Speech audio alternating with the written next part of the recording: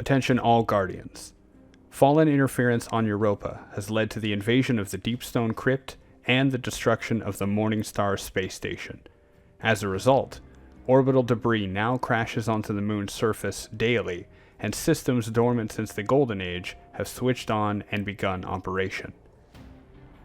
Welcome back, Guardians, to another Embrace Destiny Vanguard report. Kaz PhD here with an on-site record and investigation into recent events. For those unaware, Fallen agents recently attempted to seize control of both the Bray research facility and the orbital platform of Europa. Guardian intervention and interference halted their plans, but the consequences for Europa are only just beginning to be understood. This mysterious world just became more active. To make sense of all this, let us go back to the beginning.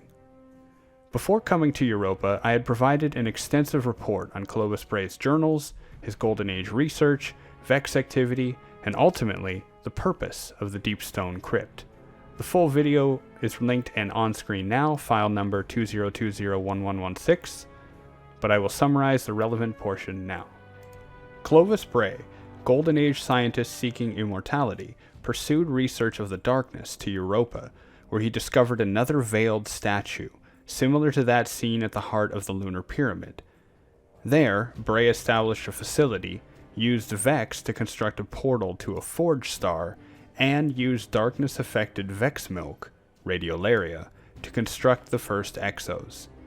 Clovis also established the Morningstar orbital platform to defend the facility, but, more to the point, as a contingency. Should his research be compromised, the space station was ready to wipe out the facility's existence and research. Fast forward to last week.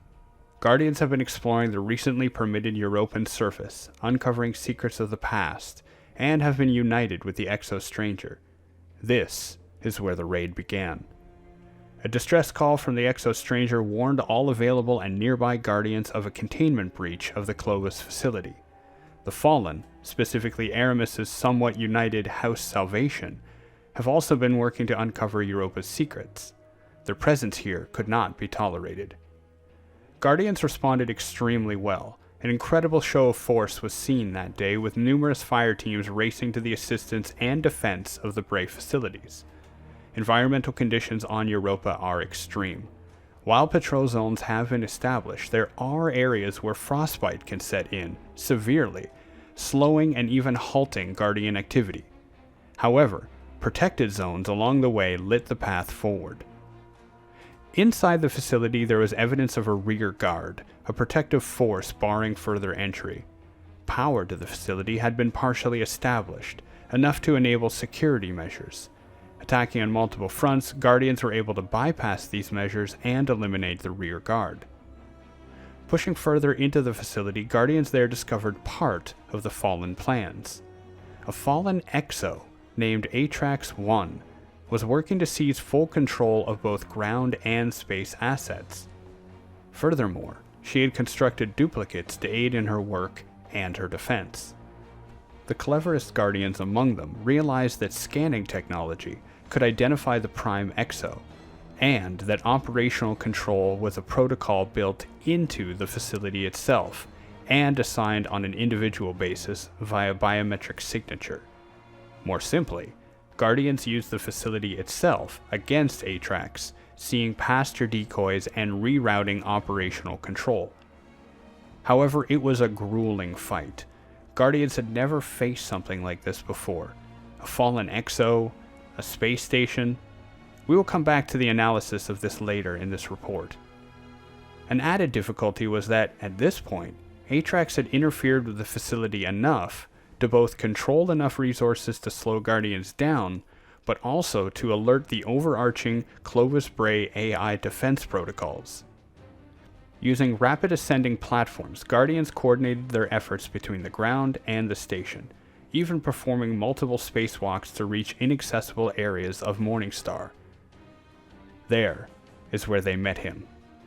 Again. Again, and again. Tannix. Tannix the Scarred. The Shadow Thief. The Nightmare. There he stood once more. For those new lights, Tannix is a name you may not yet have heard, but he has haunted Vanguard operations for a very long time. Tannix was the subject of the Vanguard dare between Cade Six and his friend and mentor Andal Brask. Cade, believing he killed Tannix first, set Brask to become the Vanguard. When Tannix resurfaced, Brask hunted him down, and was killed for it. Guardians have chased Tannix over and over again. It seems every time there's an uprising with the Fallen, Tannix somehow re-emerges and causes chaos. I do not know how many times we need to teach him this lesson, but apparently, the past was not enough. However, among this revelation, Guardians then heard the klaxon of the Morning Star, and Clovis Bray's artificial intelligence detailing the commencement of nuclear descent, status calamitous. The station, attempting to prevent all outsiders from accessing Bray research, made ready to nuke Europa. Fighting both Tannix and this protocol, these brave Guardians were able to stop this nuclear bombardment, but at the cost of the station itself. Crashing to the ground, Guardians were faced once more with Tannix. Not the Scarred this time, but the Abomination. Tannix, having lost his legs in the crash, and learning the lessons of Atrax and exotechnology, fashioned himself a chassis, a lower body of steel, shanks, and nuclear power, and made ready to continue what Morningstar had started. Once again, Tannix underestimated Guardian tenacity. As a review, Aramis's House Salvation, led by a fallen exo named Atrax-1, invaded Bray facilities on Europa in search of the Deep Stone Crypt and its power. Guardians stopped her, met with our old foe Tannix, stopped the Morningstar space station from destroying Europa, which resulted in the destruction of the station in the process. While I was not personally involved in these Day 1 efforts, I have cross-referenced numerous reports and even seen several ghost stream feeds in filing this report. I must commend these Guardians for their preparation, response, bravery, and efficacy in carrying out this Operation Day 1. Whether you were held back by Atrax or were one of the first to corner Tannix, all of your efforts have saved this world, and we have only just begun uncovering its secrets for our own use.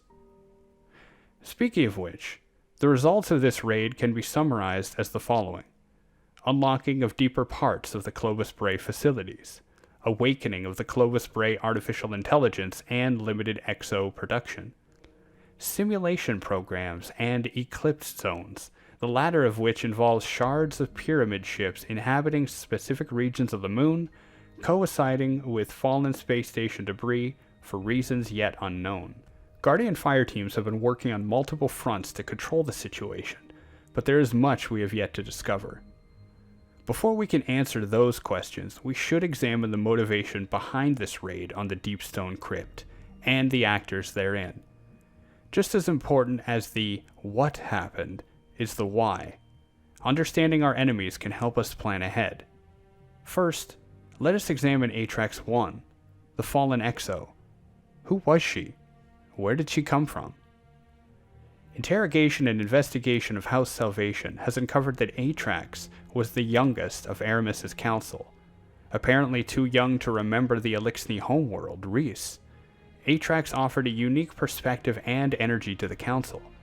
Known as Atrax the Wild Card, it appeared this young Elixni had an impression on other young Elixni, and was tasked in speaking to and recruiting them.